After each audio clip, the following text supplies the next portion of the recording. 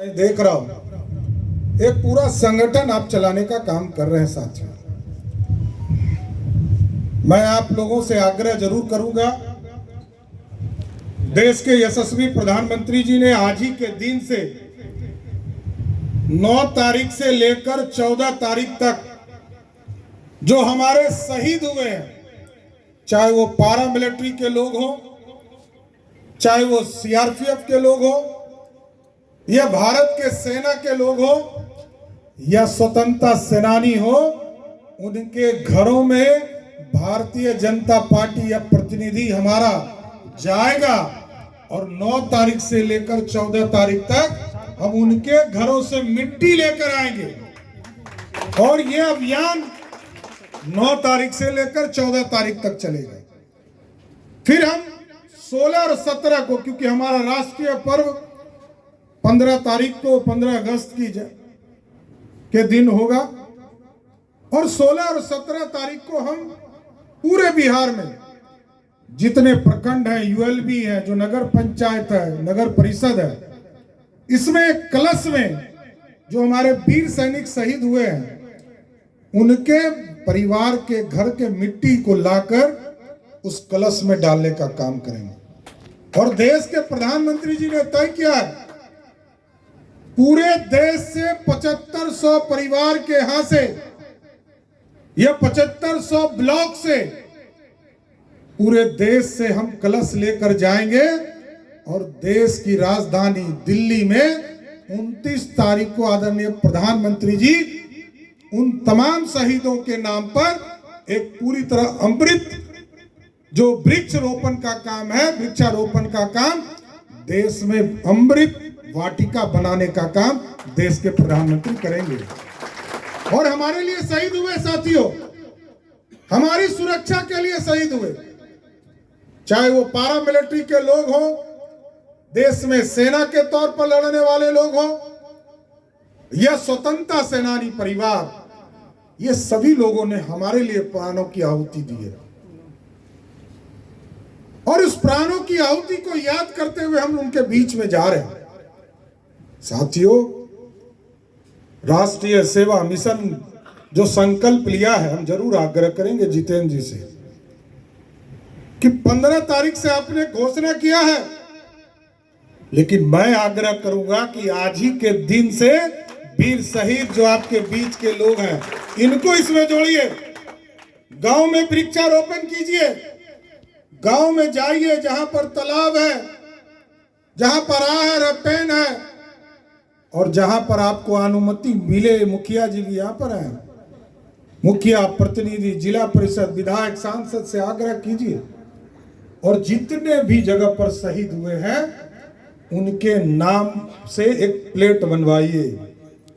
शहीद जो भी व्यक्ति का नाम हो, विजय सिंह हमारे एक महामंत्री की हत्या बिहार की सरकार ने किया साथियों, उसी तरह जितने हमारे लोग शहीद हैं उन सब के नाम पर एक शिलापट लगवाइए और लोगों के बीच में स्पष्ट तौर पर होना चाहिए, यह समाज हमारा है और जो हमारे सुरक्षा के लिए जिन्होंने प्राणों की आहुति की है, उसका पूजा करना भी हम लोगों का ही धर्म है, कोई दूसरा नहीं आएगा।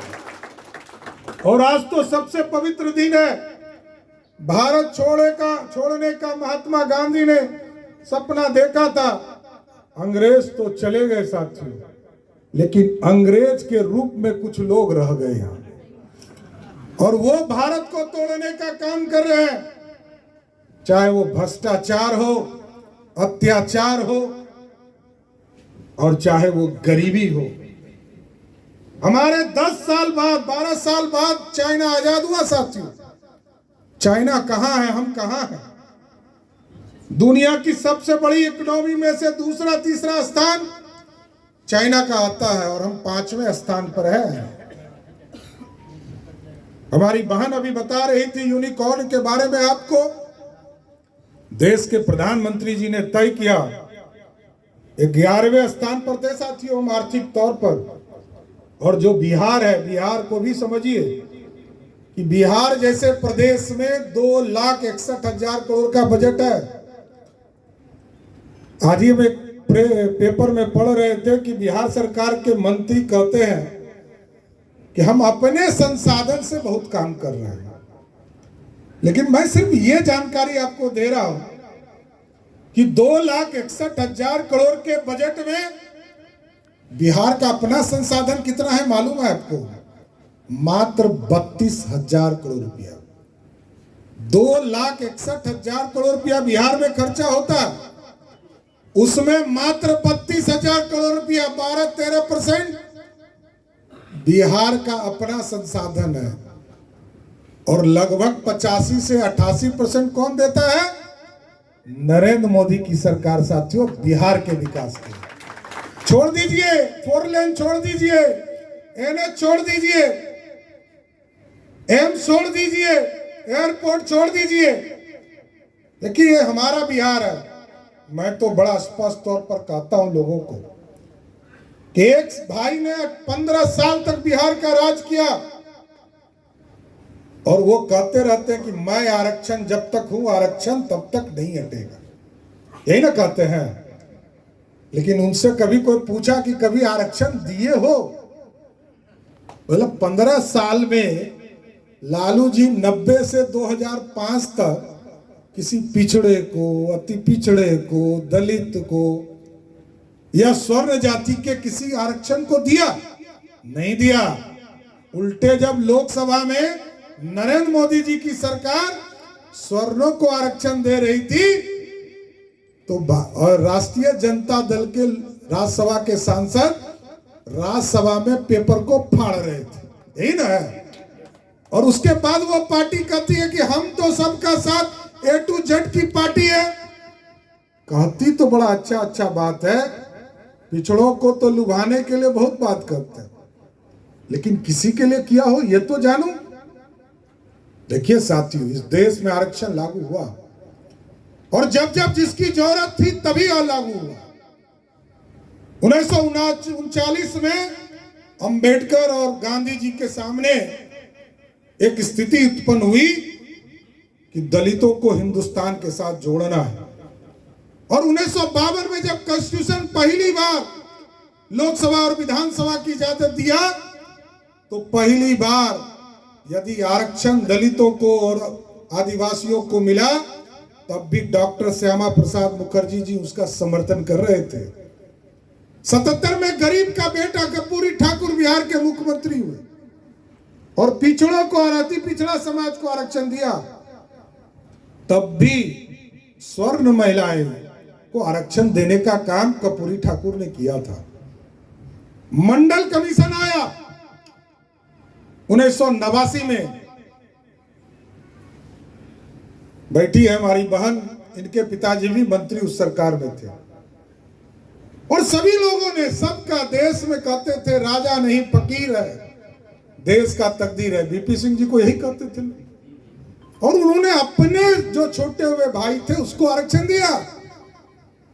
वो राजपूत समाज से आते थे, लेकिन उन्होंने देखा कि पिछड़े पीछे चाह रहे हैं, और जब देश में लगा कि पिछड़ों, पहले तो अटल जी राज करते थे, बीपी सिंह जी राज करते थे, पंडित नेहरू प्रधानमंत्री हुए, और जब साथियों आपके लोगों के आशीर्वाद से 2014 और 19 में नरेंद्र मोदी एक चाय बेचने वाला का बेटा, गरीब का बेटा देश का प्रधानमंत्री हुआ, तो प्रधानमंत्री जी ने कहा अब स्वर्णों को भी 10% आरक्षण देने का काम करना, और स्वर्णों में भी जो गरीब है, ऐसा नहीं कि अमीर को दिया जा रहा। 8 लाख तक जो ओबीसी होंगे वो भी क्रीमी लेयर है, और 8 लाख तक जो स्वर्ण है वो भी यदि आर्थिक रूप से मजबूत है तो वो भी क्रीमी लेयर में आएंगे, और उसके नीचे जो गरीब होंगे उनको आरक्षण मिले। तो ये सोचिए साथियों, हम ही ये कहना चाहते हैं, देश में ऐसी सरकार की कल्पना कीजिए जो सबका साथ कर सके और सबके विकास की कल्पना कर सके। साथियों, लोग चिंता करते थे,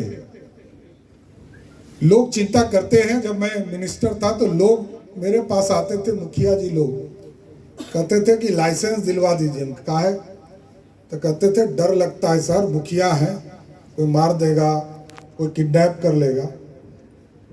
हम लोगों को दुख होता था, नो डाउट, कि मंत्री होकर लगता था ऐसा कौन सा हम सरकार चला रहे हैं जिसमें हमारे मुखिया डरे हुए हैं, जिला परिषद लोग के डरे हुए। वैसे तो मैंने तुरंत मुख्यमंत्री की सहमति से ऑर्डर निकाला और कहा जितने प्रतिनिधि हैं सबको जिलाधिकारी तुरंत इनको सुरक्षा या लाइसेंस देने का काम कीजिए। पता नहीं मुख्यमंत्री जी को दुख लग गया। अरे भाई, हम जब सुरक्षा नहीं दे सकते हैं तो हमको तो सुरक्षा का उपाय बताना पड़ेगा ना। लेकिन मैं जरूर आश्वस्त करता हूं साथियों, ये राजनीतिक मंच नहीं है, लेकिन भाजपा की सरकार बनाई है साथियों। भाजपा ये जरूर गारंटी देती है, जिस तरह उत्तर प्रदेश में, मध्य प्रदेश में और गुजरात में अपराधी या तो नेपाल भाग जाएगा, नहीं तो जमीन के अंदर उसको दफन करने का काम किया। कोई